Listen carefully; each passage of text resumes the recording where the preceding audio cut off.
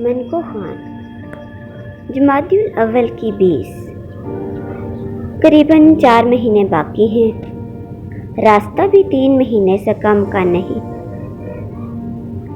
اگر جلدی پہنچ گئی تو راستے میں کسی جگہ پر ٹھہر جانا، مگر جانا ہے تو کل ہی کوچ کر دینا چاہیے۔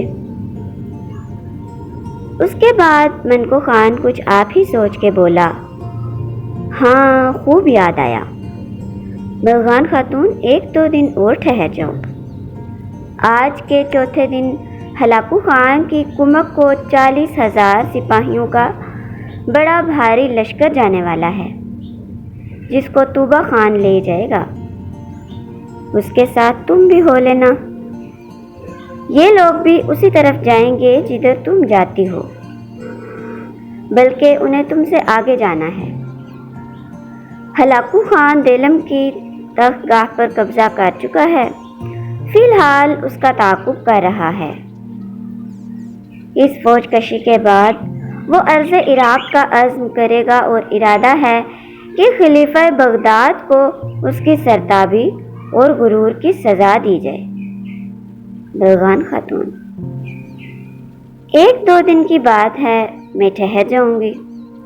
ان تمام امور کا تصفیہ کر کے بلغان خاتون اپنے مکان کو واپس آئی اور حسین کو بلا کے کہہ دیا کہ پرسوں کوچ ہے، تیار رہو۔ حسین نے سینے پر ہاتھ رکھ کے اور ادب سے سر جھکا کے جواب دیا، مجھے تو جس وقت حکم ہو حاضر ہوں۔ دوسری طرف منکو خان کا بیٹا توبہ خان بھی کوچ کا سامان کرنے لگا اور اس کے ساتھ ہی 40,000 جوانوں کو تیاری کا حکم دیا گیا۔ آخری رات سپاہیوں نے عجیب ذوق و شوق سے بڑی دھوم دھام میں بسر کی۔ قراقرم کی در و دیوار سے جوش و خروش نمایاں تھا۔ ہر طرف ایک چہل پہل تھی، لوگ ادھر ادھر دوڑتے پھرتے تھے۔ جو اپنے گھروں میں اور خیموں میں تھے وہ خوشی خوشی اسلحہ بھی درست کرتے جاتے تھے اور عزیزوں اور بیوی بچوں سے بھی رخصت ہوتے جاتے تھے۔ صبح سویرے ہی کوچ کا طبل بجا اور تاتاریوں کے غول اپنے اپنے نشانوں اور بیرکوں کے نیچے جوش مسرت میں کودتے اپنے قومی گیتوں کو گاتے اور شور کرتے ہوئے بڑھے۔ یہ فوج مختلف حصوں میں تقسیم ہو کے روانہ ہوئی۔ پہلے 5,000 جوان آگے بڑھ گئے، پھر جانثاروں کی 5,000 کی ٹکڑیاں دائیں بائیں پھیل گئیں۔ 5,000 کا ایک گروہ پیچھے غول میں رہا اور درمیانے قلب میں 20,000 ترک جدا جدا فوجوں اور پرچموں میں بٹے ہوئے آگے پیچھے روانہ ہوئے،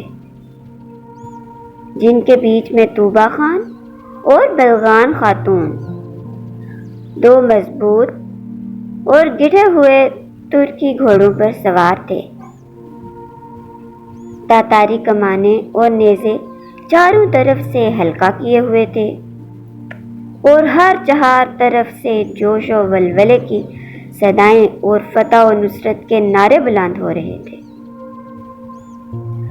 تاتاریوں کا یہ طوفان ایک ٹڈی دل کی طرح راستے کی تمام چیزوں کو خراب اور تباہ کرتا چلا جاتا تھا۔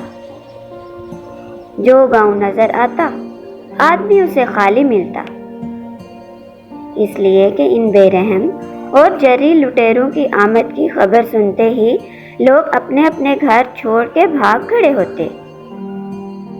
جن کے ویران اور غیر آباد مکانوں میں آگ لگا دی جاتی۔ الغرض یہ لوگ تمام علاقہ غزنی و خراسان کو تباہ کرتے ہوئے بحر خزر کے کنارے کنارے چلے اور مازندران پہنچے، پھر وہاں کے گاؤں کو تخت و تاراج کر کے آذربائیجان کی طرف نکل گئے، اس لیے کہ ہلاکو خان کے اسی طرف ہونے کی خبر تھی۔ کیونکہ وہ سلطان دیلم کے تعاقب میں شمال کی طرف زیادہ بڑھ گیا تھا، مگر بلغان خاتون اپنے 500 سواروں کے ساتھ جبال تالکان کے دامن میں نہر ویرنجان کے قریب خیمہ زن ہو گئی، عین اس مقام پر جہاں اس ناول کی ابتدا میں ہم نے زمرد اور حسین کو پایا تھا۔ جس وقت یہ 500 تاتاری اس سرزمین میں پہنچے تو رمضان کی 18 تاریخ تھی۔ مجبوراً چند روز اسی طرح فروکش رہنا پڑا، جس سے زیادہ کوئی مصیبت تاتاری لشکر کے لیے نہ ہو سکتی تھی۔ ان لوگوں کا معمول تھا کہ جب تک لوٹتے مارتے رہتے اس وقت تک اچھے اور خوشحال رہتے تھے، اور جہاں کسی جگہ قیام ہو جاتا محض اس وجہ سے کہ نئے شہر اور قصبے لوٹنے کو نہیں ملتے تھے، فاقے کرنے لگتے۔ لیکن یہاں کیا کرتے؟ مجبوری تھی۔ سب نے انتظار کے دن فقر و فاقے سے بسر کیے۔ 9ویں دن ٹھیک 27 تاریخ بلغان خاتون صبح ہی سے کسی کے انتظار میں تھی، اور جوں دیر ہوتی اس کی پریشانی بڑھتی جاتی تھی۔ آخر جب اس نے دیکھا کہ وقت نکلا جاتا ہے تو بڑے پس و پیش کے بعد 3 زبردست فوجی جوانوں کو ساتھ لے کے چل کھڑی ہوئی، اور حسین اس کا راہبر۔ نہر ویرنجان کے کنارے کنارے چلے اور بدقت و دشواری گھاٹیوں اور جنگلوں سے گزر کر اس مرغزار میں جا پہنچے۔ حسین نے زمرد کی قبر بتا کر فاتحہ خوانی کی اور کہا، یہی پتھر ہیں جن کے نیچے میری زمرد کا پیکر عنصری آرام کر رہا ہے۔ بلغان خاتون نے زمرد کا خط نکال کے پھر پڑھا، اور زمرد کی ہدایت کے مطابق قبر کے پتھروں کو خود اپنے ہاتھ سے ہٹانے لگی۔ 4-5 پتھر ہٹے ہوں گے کہ حسب وعدہ زمرد کا دوسرا خط مل گیا، جسے کھول کے اس نے چپکے پڑھا اور ذرا متردد ہو کے سامنے کی طرف نظر بڑھا کر دیکھنے لگی۔ چند لمحوں کے بعد کچھ سوچا اور اپنے ایک ہمراہی کے کان میں کچھ کہنے کو جھکی۔ تاتاری سپاہی شہزادی کا راز سنتے ہی واپس روانہ ہوا، اور وہ خود حسین کی طرف دیکھ کے بولی، چلو۔ حسین: کہاں؟ بلغان خاتون: جہاں میں چلوں۔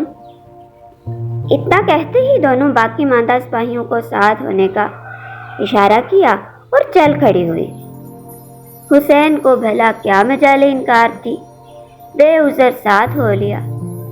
بلغان خاتون اس وادی کے شمالی کونے کی طرف چلی، اسی طرف جدھر سے حسین نے بھی پریوں کو آتے دیکھا تھا۔